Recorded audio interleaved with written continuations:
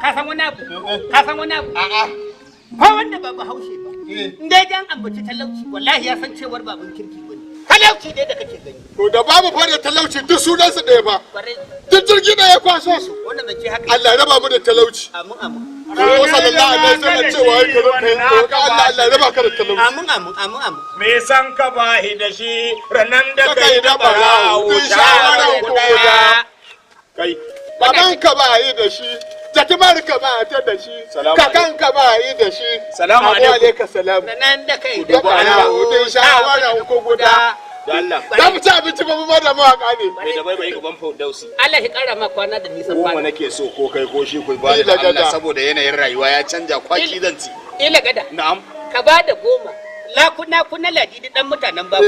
ibada 10 ku hada mun yar mutala kun burge ni billahi ni ba ni da 10 ma 10 dai ba ta wuce ta tafi in ba ita ke bukata ba ni fara bona da 10 ma a dan gona da ranyo abun ma har na manta labarai ba sai ka je gidan radio ba mu kan wannan rahoto kake wallahi rahoto ne labarai ne dole fa sai mun nema kanmu mafita cikin tsari to me mafitar ka san me mafita kai ka san me mafita